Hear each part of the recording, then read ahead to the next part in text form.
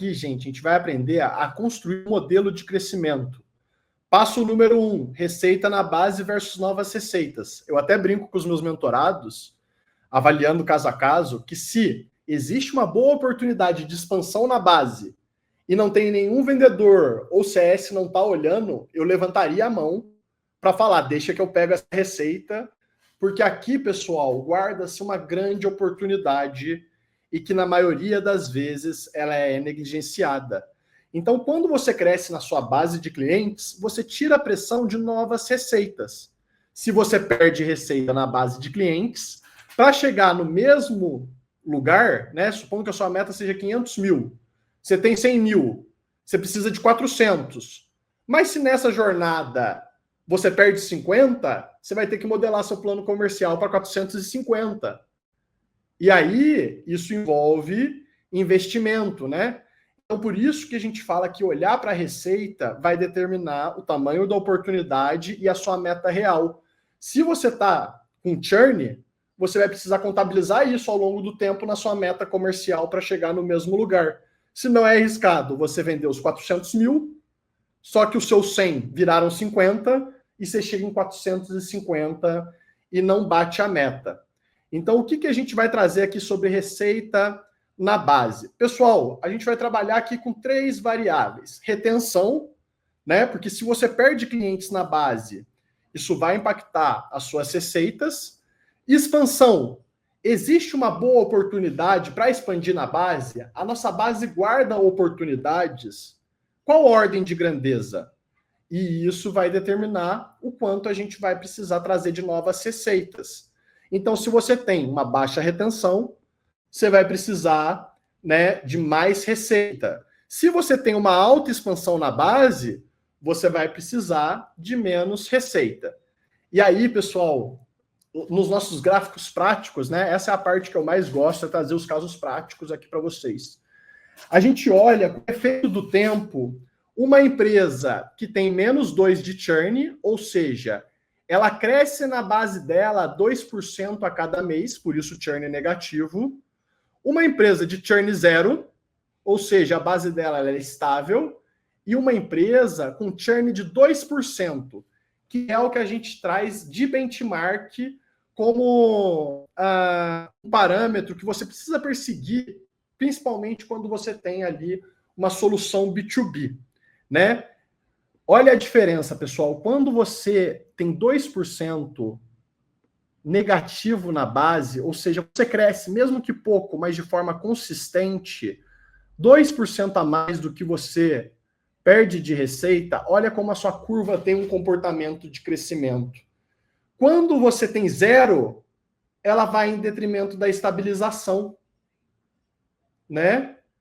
Quando você tem 2%, que é o benchmark, olha a diferença do menos 2 ao fator tempo. Só que esse delta aqui, pessoal, é o quê? É receita que vai precisar ser trazida em novas receitas pela nossa estrutura tradicional de marketing vendas ou vendas outbound. Só que qual é a diferença? Para você pegar esse delta aqui e empilhar em novas receitas, você vai precisar pagar novamente o seu custo de aquisição. Então, esse delta aqui, além de empilhar na sua conta de novas receitas, ele sai mais caro, ele é menos eficiente. Por isso que a gente traz esse gráfico, porque a gente não está acostumado a olhar isso no fator de tempo, né? Aqui a gente tem, né, 4 anos de comportamento, que é o efeito composto. E aí a gente vai ver, pessoal, que as receitas ao longo do tempo, né, a consistência ao longo do tempo ela é extremamente poderosa. Então, se eu fosse vendedor e tivesse uma boa oportunidade na base de clientes, era lá que eu gostaria de vender, porque isso vai trazer um dinamismo para o seu planejamento que a ação de marketing e vendas nenhuma vai trazer. E aí, olha como que a gente trabalha na prática. Pessoal, depois eu vou disponibilizar esse template para vocês. O que a gente faz? A gente separa os clientes. Aqui a gente vai separar eles por nome, cliente A, B, C e D. Trazer o ticket médio que ele paga atualmente. E aí, pessoal, a gente vai primeiro olhar as correções. Cliente que paga menos do que deveria pagar. Aqui tem dois caminhos, pode ser desde uma correção via IPCA, via inflação, que às vezes as empresas não fazem, mas também as correções de desconto, o desconto que você deu no fechamento. Aquele cliente que usa uma base maior, mais funcionalidades, mas está pagando menos, toda a base tem isso. Então, o que a gente vai trazer primeiro? Vai medir o delta entre o que o cliente paga e qual que seria o ticket normal dele, o ticket justo. Qual que é o valor? Qual que é o prêmio que você tem só de correção? Primeiro passo. Pessoal, se vocês dão descontos, o desconto ele não pode ser para sempre. Ele tem que ser 6 meses, 12 meses, para que depois você corrija essa curva. Senão o desconto ele vai ser péssimo para o seu longo prazo. Gerenciar essa exceção vai ser péssimo. É muito bem-vindo, mas precisa ter prazo.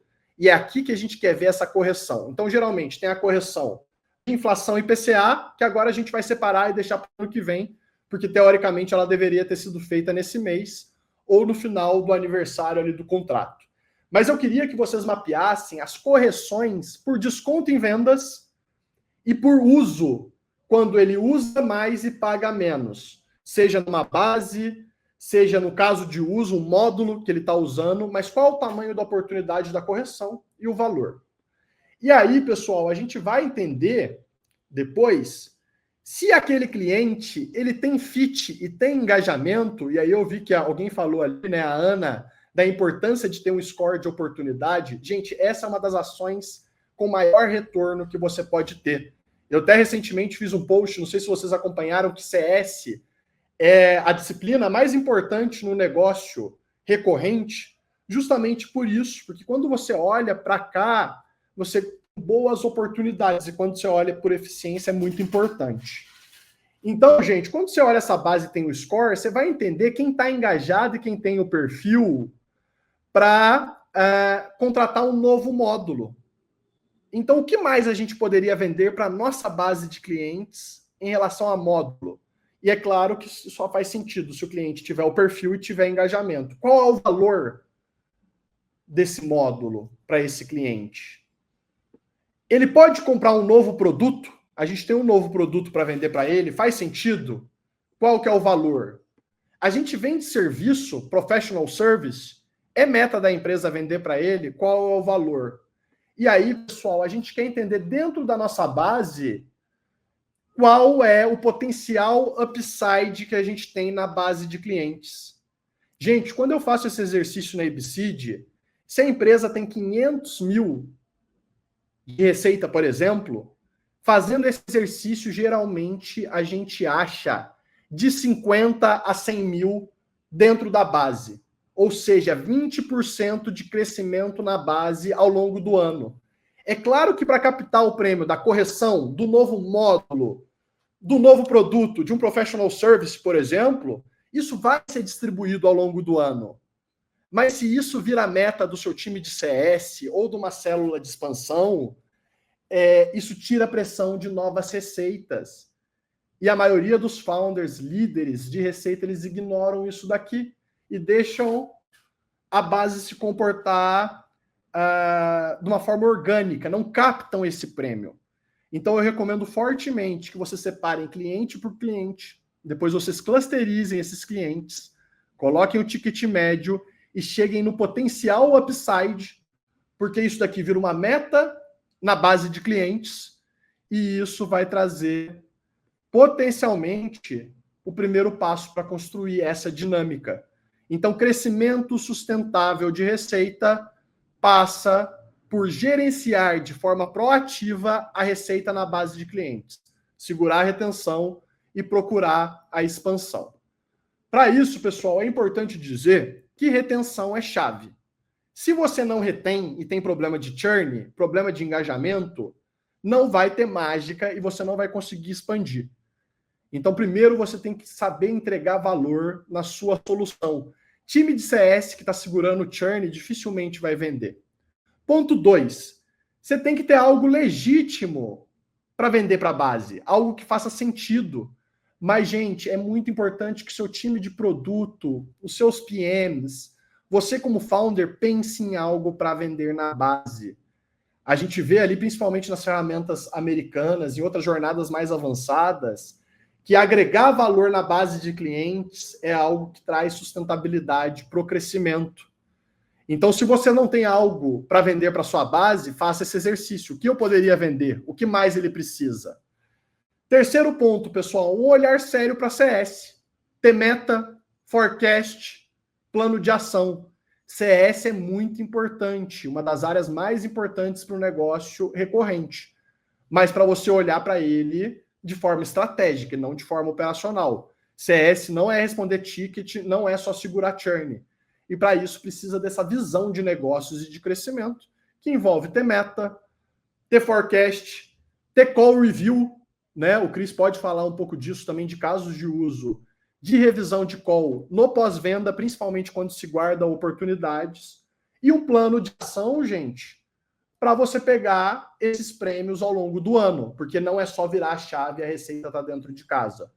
Para cada uma dessas colunas, você vai precisar de um plano de ação específico. Como a Ana trouxe ali para a gente, pessoal, tudo parte do Health Score e da métrica-chave. O que é essa métrica-chave? É o percentual da nossa base que teve aquela percepção de retorno, ou seja, que depois de determinado período de tempo viu o ROI da nossa solução, da nossa tecnologia. A nossa base viu esse retorno, né? Só a partir daí a gente vai conseguir expandir e captar esses prêmios que eu mostrei na tabela anterior. Então, gente, para concluir, primeiro ponto do nosso modelo de aquisição, se eu vou crescer 500 mil, quanto vai ser na base, quanto vai ser em novas receitas. Quem capta a receita na base, tira a pressão de novas receitas. E entender isso vai trazer uma nova dinâmica para o seu desenho organizacional ano que vem, o perfil de CS, a rotina que você vai trazer, quais vão ser as prioridades, os planos de ação, o que não pode de jeito nenhum ignorar a receita na base, porque senão, além de trazer tudo isso em novas receitas, você vai ter que pegar esse delta e também pagar.